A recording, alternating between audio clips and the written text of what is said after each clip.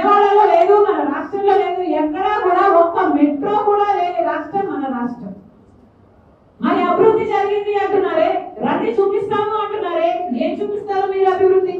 ఎక్కడ చూపిస్తారు మీరు అభివృద్ధి? అభివృద్ధి జరుగుతే కదా మీరు చూపించడానికి. మీరు అభివృద్ధి చేస్తే చూడాలని మాకు ఉంది. ఆంధ్ర రాష్ట్ర ప్రజలు కూడా కళ్ళల్లో ఒత్తులేసుకొని చూస్తున్నారు, అభివృద్ధి కోసం చూస్తున్నారు. 10 సంవత్సరాల నుంచి చంద్రబాబు చేస్తాడేమో అని చూస్తున్నారు, ఆ తర్వాత జగనన్న గారు చేస్తాడేమో అని చూస్తున్నారు. ఒక్కరంటే ఒక్కరైనా పట్టించుకున్నారా? ఎవరి మాటికి వాళ్ళు స్వలాభం కోసం ప్రజల ప్రయోజనాలను తాకట్టు పెట్టారు బీజేపీ పార్టీ కేంద్రంలో అధికారంలో ఉంది, కానీ రాష్ట్రంలో మాత్రం ఒక్క ఎమ్మెల్యే సీటును కూడా ఆంధ్ర రాష్ట్ర ప్రజలు బీజేపీ పార్టీకి ఇవ్వలేదు. మన రాష్ట్రంలో ఒక్క ఎంపీ సీటును కూడా రాష్ట్ర ప్రజలు బీజేపీకి ఇవ్వలేదు. ఒక ఎమ్మెల్యేని గెలవలేదు బీజేపీ పార్టీ మన రాష్ట్రంలో, ఒక ఎంపీని కూడా గెలవలేదు బీజేపీ పార్టీ మన రాష్ట్రంలో. అయినా కూడా మన రాష్ట్రం మొత్తం బీజేపీ వశమైపోయింది, కైవశమైపోయింది. వాళ్ళే తాకట్టు పెట్టారు. అసలు ఇది ఎక్కడైనా ప్రపంచంలో ఉందా? ఒక్క ఎమ్మెల్యే సీటు గెలవకుండా, ఒక్క ఎంపీ సీటు గెలవకుండా మొత్తం బీజేపీ బానిసలు అయ్యారు ఈ రోజు ఆంధ్ర రాష్ట్ర ఎంపీలు, ఎమ్మెల్యే. వాళ్ళు బానిసలు కావడమే కాక ఆంధ్ర రాష్ట్ర ప్రజలందరినీ కూడా బీజేపీ బానిసలు చేసే ప్రయత్నం చేస్తుంది వైసీపీ అయినా తెలుగుదేశం పార్టీ. ఇది ఎక్కడి న్యాయమని అడుగుతున్నాం.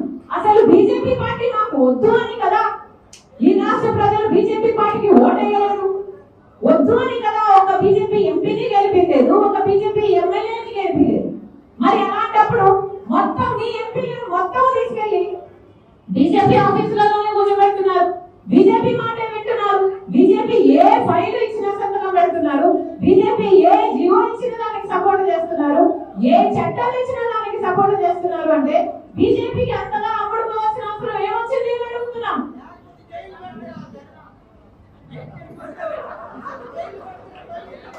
బీజేపీ పార్టీ మనకు స్పెషల్ స్టేటస్ ఇస్తే మీరు బీజేపీ పార్టీకి ఊడిగా చేయండి, మాకు అభ్యంతరం లేదు.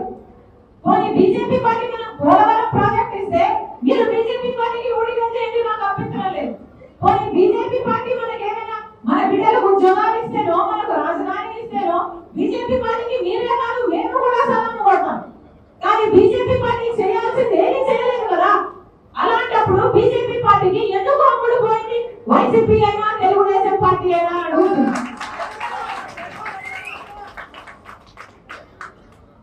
బీజేపీ పార్టీ ఒక మతతత్వ పార్టీ కాబట్టి రాజశేఖర రెడ్డి గారు ఎప్పుడూ బీజేపీని వ్యతిరేకిస్తూనే వచ్చారు. బీజేపీ పార్టీకి తెలిసిందల్లా ఒక మతాన్ని రెచ్చగొట్టడం, ఇంకో మతాన్ని అవమానించడం, వాళ్ళ మధ్య చిచ్చు పెట్టడం, ఆ మంటలో చలి కాచుకోవడం, ఇదే బీజేపీకి తెలిసిన రాజకీయం. కాబట్టి రాజశేఖర రెడ్డి గారు బీజేపీని ప్రతిసారి వ్యతిరేకించారు. అలాంటి బీజేపీ పార్టీకి ఆయన కొడుకు జగనన్న గారు ఇంతగా అమ్ముడుపోతారని ఎవరు ఏ రోజు అనుకోలేదు. మళ్ళీ చెప్తున్నా బీజేపీ పార్టీ అధికారంలో ఉంటే మణిపూర్ లో జరిగిన సంఘటనలే మళ్ళీ జరుగుతాయి, ప్రతి చోట జరుగుతాయి. అక్కడ క్రైస్తవులు ఎలాగైతే ఇలా గొంతు కోసి చంపారు, అదే జరగబోతుంది. అందుకే చెప్తున్నా బీజేపీ ఎవరికి శ్రేయస్సుగా.